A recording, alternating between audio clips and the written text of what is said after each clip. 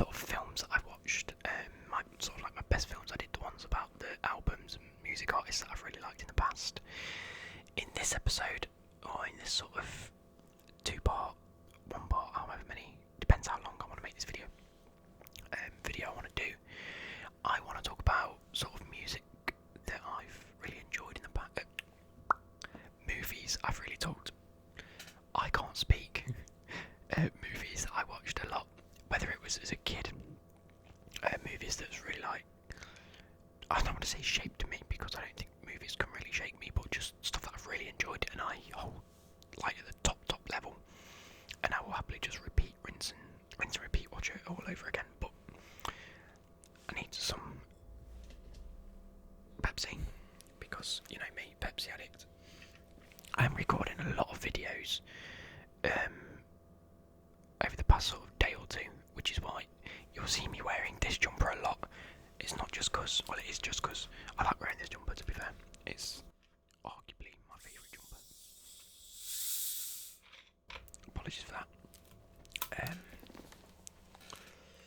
But yeah, I am recording a lot of videos in a 2-day space, just because I'm working a lot over the weekend and I've got foot jams to play.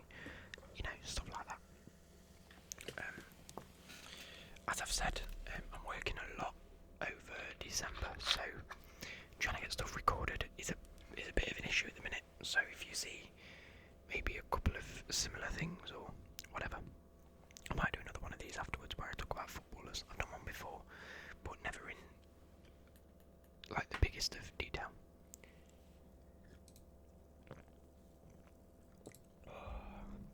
That's nice. I needed a drink. There you go. Let's equal sort of like the colour a little bit more. Right, let's get into it. I'm actually going to pull up Wikipedia just so I can, or not Google, just so I can sort of talk you through the plot, because on quite a few of them, I might find it a bit difficult to really talk about and describe much of what happens. I'm knackered, guys. I had a really long day yesterday, and I tried to have a line as much as possible this morning, but I couldn't. So, without further ado, let's introduce the first film, and I think this goes without saying, I always regard this as my favourite film ever. Mainly because I really just enjoyed it as a kid. I don't know, well, as a kid, and I still enjoy it to this day. It's got a great cast. It's just very, very good, and that is Billy Elliot. And now you might be thinking, those of you that watched it, you might think, those of you that haven't watched it are thinking, the fuck is that? Go out and watch it. It was released in 2000, so I was 3 when it came out. I'd probably been about 4 or 5 when I actually watched it. I used to have it on VHS, and then I think I've just watched it since, to be fair. So it's a British dance drama film about a boy aspiring to be a professional dancer. He wants to be a ballet dancer, while dealing with the negative stereotype of being the male ballet dancer. It's actually set in County Durham in northeast England, and it's set during the coal miners' strike. So when obviously, if you know a bit about UK politics, obviously I think a lot of you that watch the channel are from the UK, you'll know that in sort of like the mid-80s, Margaret Thatcher closed all the mines and stuff like that, or there was a lot going on anyway, and the coal miners went on strike for like a long period of time, and during that time there was a lot of poverty, a lot of, you know, there was just a lot of aggression and anger, and there was a lot of like, I don't want to say like stereotypes, but in like the poorer sort of council estates, it's probably when council estates were like known to be council estates, if that makes any sense. It was like the beginning of tight-knit communities rising up and having this sort of close bond, stuff like that. All set because all these people went on strike. There was a lot of rioting, mainly from the strikers that were striking, and then rioting against both the government and people that were choosing to still go to work, stuff like that. Anyway, it was written by Lee Hall, directed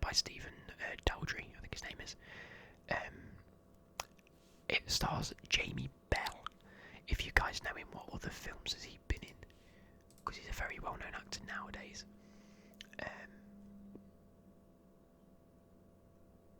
Oh god, what else has he been in? Okay, he was in King Kong. He was in Jumper, The Eagle, Man on a Ledge, Snowpiercer.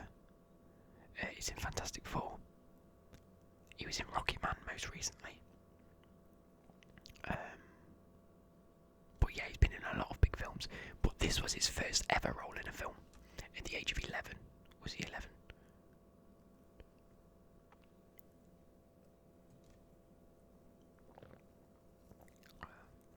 Born in 86. No, he'd been 14, but set as an 11-year-old boy anyway. So yeah, he was Billy Elliot. It's a story of how he, wasn't particularly brilliant at football, wasn't good at sports, and saying that, hang on, let me read this.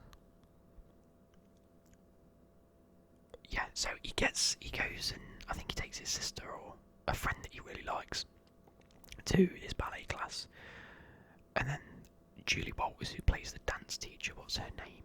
I really regard this as my favourite ever film, but I have trouble anyway remembering names of characters and stuff like that, just because I watch quite a lot.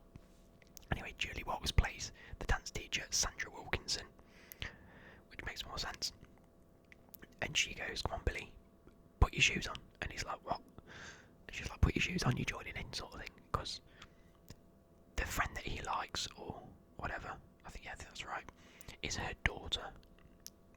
Anyway, so he joins in, realises that actually he's quite not bad at it, but he's okay at it, and he's quite enjoying what's happening. And then, yeah, Sandra Wilkinson, obviously played by Julie Walters, believes that genuinely he could be one of the best dancers ever, and he's wicked. So they train hard, they do well, and he just gets better and better and better. And obviously he has to deal with that, and he has to deal with the stigma attached with it's quite a deep emotional film. And then she says, "Why don't you go and perform at the Royal Ballet School in London?" His dad and brother Tony, who are both miners that are striking, and well, one of them does, one of them doesn't, and there's that whole conflict. They have to sort of look at him and go, "What the fuck are you doing, mate? You're not doing ballet, you're a lad." And they have that sort of stereotype of, "It's a lad, you don't do ballet. Go do football, go to school, come and mine, or come and protest against mining," anyway, whatever. And he's like, "What the fuck? No, I want to do it." And it really is deep and emotional. It's the budget for the film was $3 million, and it managed to box office in the year 2000 $109 million. That's how good of a film this is. So if you haven't watched it, go and watch it. You might not like it. But yeah, so he decides, or Julie Walters, I call her Julie Walters because that's her real name, decides to take him to this audition, and then his dad sort of reluctantly agrees and signs the thing to say, "Yeah, you can go." But over, where's it say? Yeah, but Tony, his brother, gets arrested after striking and fighting with the police, which means that Billy has to miss the audition.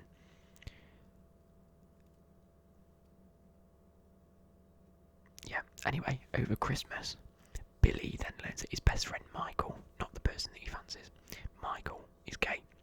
And obviously, back in those days, that was, you're a puff, it's a no-no sort of thing, it's still very taboo. So he's a bit like, but then, obviously with him having his own sort of stereotypes, he learns to think a bit more positively about it and goes, yeah, okay, that's fine, I don't mind. I think he catches, there's a brilliant scene where he knocks on his mate's door, and he's just dressed in his mum's clothes, and he's like, "Michael, what the fuck are you doing?" And he's like, "Do you like it?"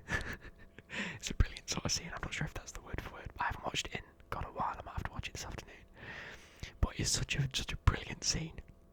Anyway, so he missed the audition because of everything, and then yeah, they end up going to he ended up going anyway to try and persuade them to see the audition, and I'll let you think about what happens from there. But it's so good, and it ends so brilliantly with. I don't want to ruin the film. Go and watch it, but the last scene is just perfect. It's really good. Yeah, so that's one. It was just so good. It had a great cast with Julie Walters, Gary Lewis. What else has he been in? He was in Taggart. Television, what's his film? Oh, he's been in so many films. Raw. He's been in so many films. None of them really top level, I don't think. He was in Valhalla Rising in 2009. He was in Goal 3. What films they were. Yeah, he's had quite a lot of his IMDb page. His IMDb, yeah, must be massive. Pardon me. But he's been in a lot of TV as well. To be fair, he was in Frontier on Netflix for 3 episodes. Pardon me, Jesus Christ, is this going through me? He's actually in Merlin for 2 episodes. I'm getting sidetracked here. But yeah, he's been in a lot. Who else? Who played Tony? Jamie Draven. Yeah, he wasn't in a lot. He was in the bill on the first episode. On one episode, sorry. Yeah, he's been quite sporadic. I don't think he really did much. But this film, absolutely class. If you haven't seen it, go and watch it. I thoroughly recommend it. It came out on the 29th of September 2000. I'd have been 3 years old and just under a month. Only goes on for 110 minutes, so it's not the longest film, but what a film that is. Next, I want to talk about, which is a pretty obvious one. It's just one that I watch over and over again, and that's 8 Mile. Pretty obvious. Being a massive Eminem fan. It takes Slim Shady is himself, Eminem, Marshall Mathers, whatever you want to call him, as... Hang on.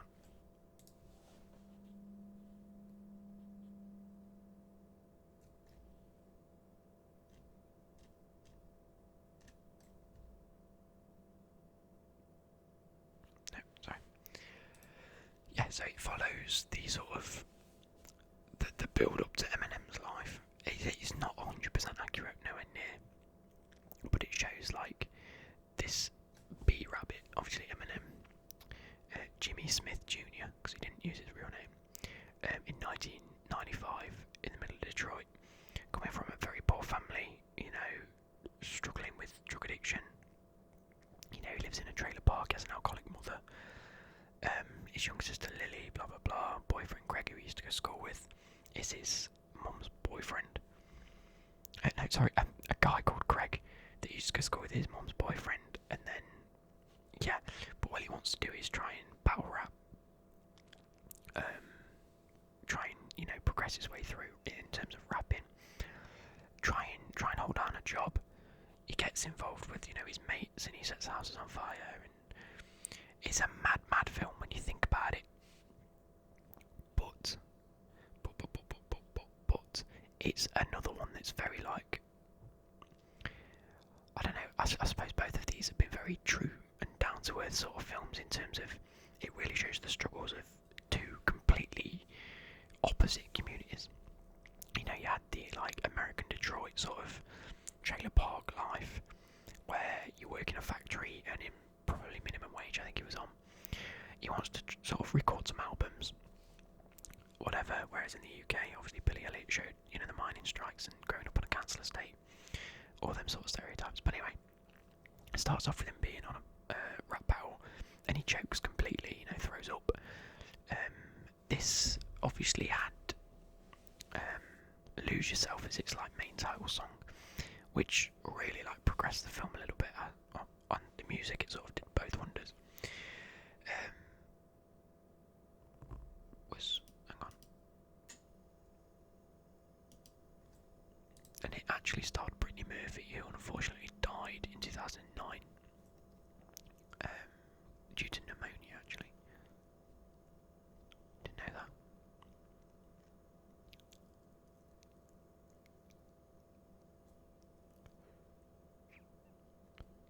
was a natural death caused by pneumonia, which is very, very unfortunate. But Brittany Murphy was a great actor. She was in quite a few things. She was in Happy Feet.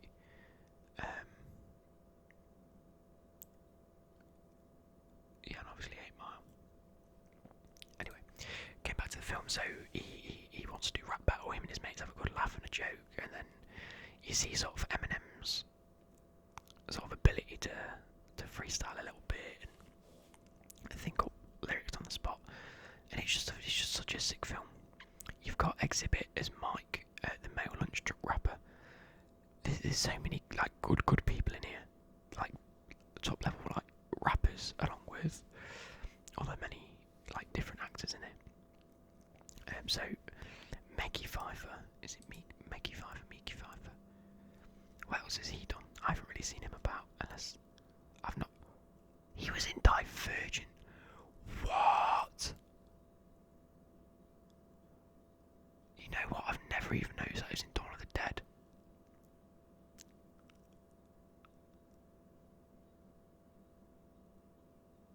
That's mad. I didn't even clock onto that. So he plays Future in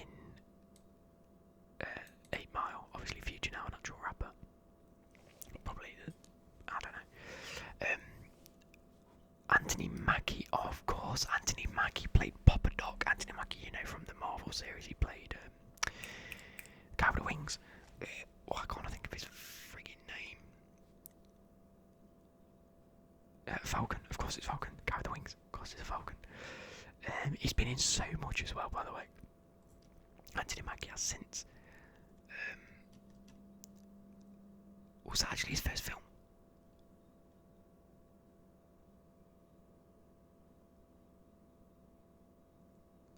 Wow, okay.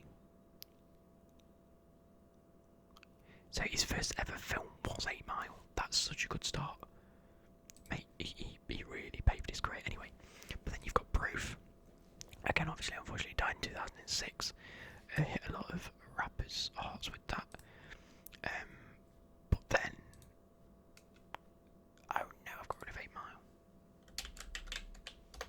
There we go. Let's get back to the Wikipedia page. It had Proof in it, had Exhibit, had Obi Trice. And just, you know, it's just one of them films where it really showed how rappers pave their way. They do battle rap, they make lyrics, they try and record songs. You know, there's local gangs, people fight. And it's just such a sick film. It is a very good film, if you like. It's so sick. I can't really explain it, but it is just a good film. Go out and watch it if you haven't watched 8 Mile. If you're a fan of Eminem and you haven't watched 8 Mile, then what you're doing, you need to go watch it. I don't actually know. I'm going to talk about this one, and this is going to sound absolutely ridiculous. National Treasure might be an odd one for you guys. I like films. I like a lot of films. I like good films. I don't like bad films, as everyone else would do. That's pretty Mark Owen quote, isn't it? But for me, this was one of those where we had it on DVD. We had number 1 on DVD. It was released in 2004, so I'd have been a kid. This is probably why I do like it.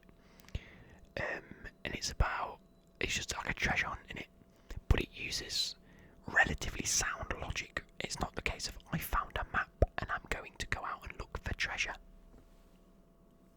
It was a case of this family have been searching for treasure for years. They're known for their treasure hunting and going after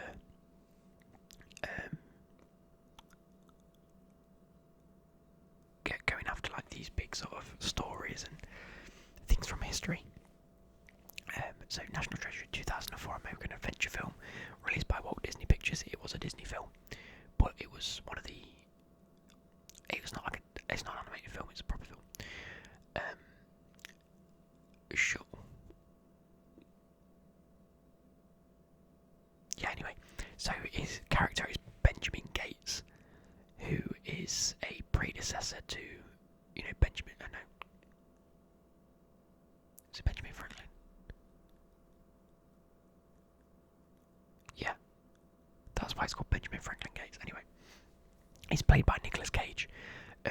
Many of with some of his acting roles. I think he did a really good job in these films. I think he did a very good job of acting like that in between, sort of obsessed with what he's doing, but intellectual at the same time. It's not just a case of I'm obsessed. It was he knows all these little bits, and that's how he pieces everything together. Anyway, so they're on a search for this sort of lost treasure of precious metals, jewellery, arts that was hidden by the Freemasons and the American Freemasons during the Revolutionary War. They find themselves. I don't know if it's Antarctica. Is it Antarctica?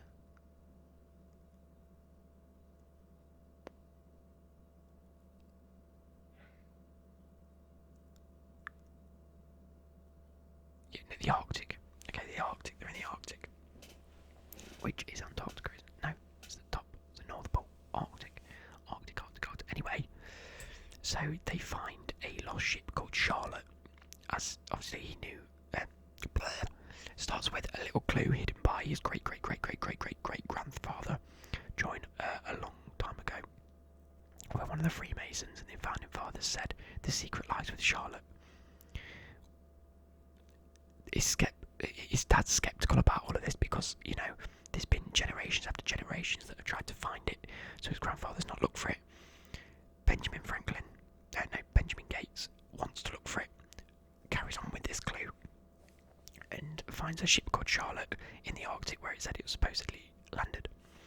He finds a pipe, and then there's a clue in form of a riddle, but he's with other people, including an actor played by Sean Penn,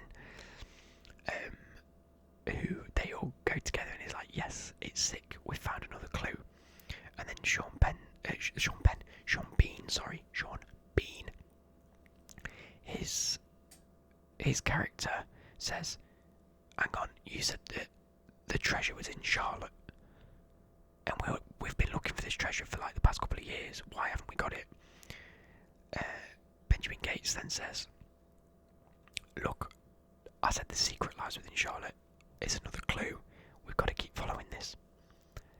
They have a massive fallout, split parties, because they've both understood where the next clue leads to. So it's sort of like a race against them to sort of get to the clue, whilst they're trying to kill each other basically. So they go to the Declaration of Independence, that's the next clue. I mean, this is all at the start of the film, so I'm not really ruining too much. They try and steal it, both parties try and steal it. One of them gets it, one of them doesn't. But someone that works at the... Where is it kept? At the National Archives. Anyway, so Benjamin Gates has a best friend called Ben, who's like the tech guy. He can hack into security cameras, shit like that. And this for me as a kid was... Well, I'll explain in a minute. But the tech guy hacks into the archives, you know, gets Ben Gates in there, sort of thing, where they meet a woman called where's her name? I've seen it a second ago. Abigail Chase. Dr. Abigail Chase, who works at the archives. And he said, look, we're going to try and steal this. This was in an interview earlier. He was like, I don't want to steal it. Can we have a look at it just to look for it? She's gone, you can fuck right off. No. So he's gone, okay, we'll steal it. And she's gone, good luck with that. Anyway, sees him there and goes, shit, you're trying to steal it, sort of thing. Tries to chase after him, ends up becoming part of this group because they find the map. And they go looking for this treasure. She sort of goes a bit rogue, which has to be expected as a main part of the film. And then they go looking for this treasure. Obviously, Sean Bean then keeps up with where he's at, and they're both sort of level pegging each other to try and get to this treasure. I'm not going to ruin the end of the film because it is a very, very good film. At the end, they tip Sean Bean's character off and send him somewhere else, which is obviously as a red herring. And then to get out of being charged with stealing it and then getting on, because they're in a lot of legal trouble.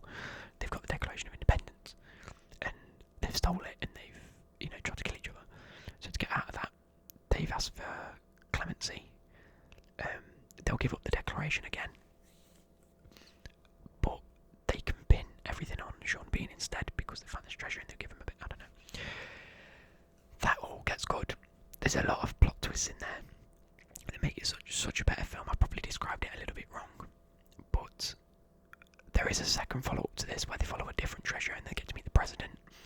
That in itself is another very, very good film, which is why I like it.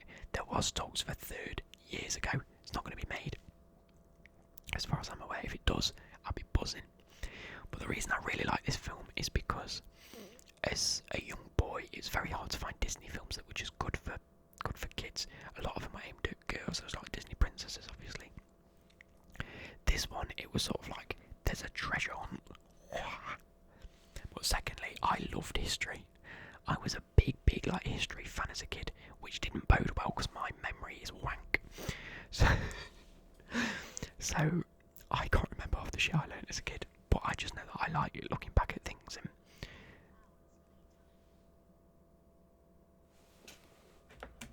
I think my headphones are fully charged.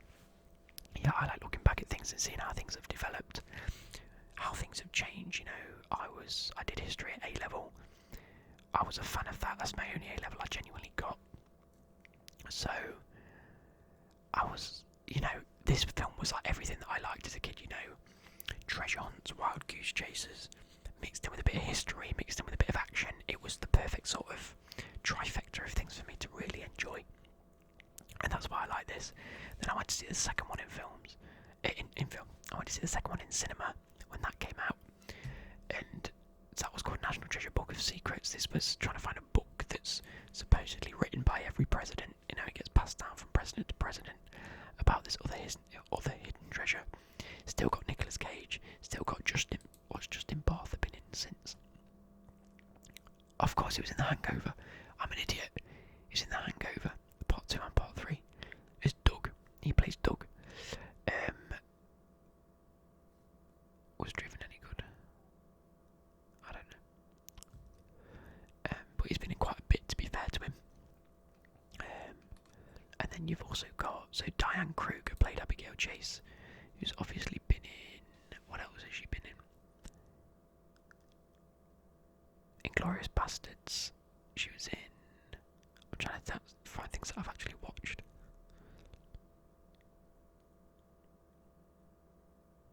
I don't know. She's won quite a few awards, to be fair. So she must have done decent roles in. Oh, she's done quite a few French titles. I wonder if she's French, because she was in Joy. How do you say this? It's the war film. Is it Joyous Noel or Joyux? Joyux. She was in Frankie as Frankie. She was in quite a lot. So you had John Voight. Is his name John Voight or John Vogt? He's a great actor. I quite like him. He's an Academy Award. He's been in a lot of films as well. What's he been in? A lot of earlier films, because he was in. When was he born?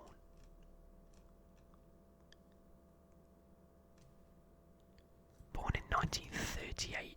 Had a film in 1967. That's like 29 years old when he got his first role. That's quite late. But he's been in fucking hell. He was in a lot of films. He's in Transformers.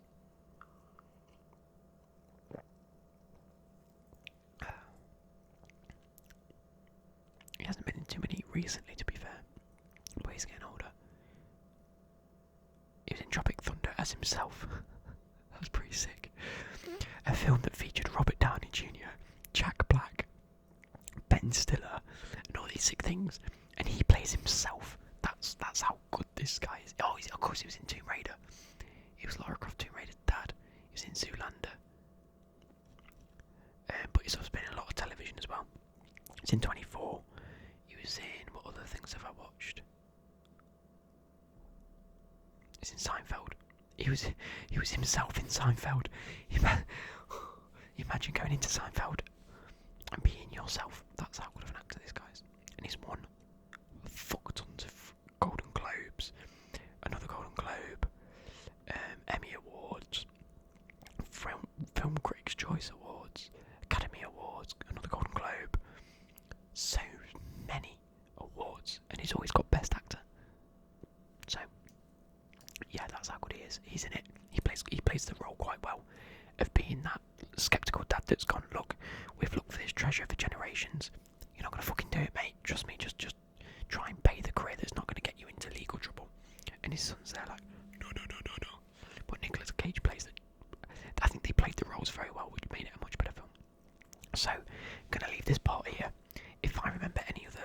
specific films. I'll do a second part and release that soon, maybe in a couple of days' time. I really don't want to do like the Avengers and like phase 1 and phase 2 and phase 3, however many phases of that, because I think they're good films and everyone knows they're good films and they're blockbusters that you've enjoyed. I want to do films that maybe you guys haven't watched. So if you know a website you can watch stuff on, or if they're on Netflix or Disney Plus, because National Treasure is on Disney Plus. I saw the list and that was included. Definitely 100% check out Billy Elliot, because I know you guys probably won't have watched that, especially if you're from England. You'll sort of understand a lot of it, and you'll get a new sort of idea about how it was back in the day and how people like to live their lives. So that's my number one recommendation, is Billy Elliot, 100%. Because I know I've got a lot of younger viewers. Maybe check out National Treasure it's just a good film to just watch. Do you know, ones where you just sit there and at the end of it you think that was pretty sick. And then 8 Mile is a lot deeper if you want sort of like a deeper emotional film. Put you into your rap, you into your music. Sick. Go and watch that. If I remember any more, I'll do a second part. So, peace out, guys. I love you.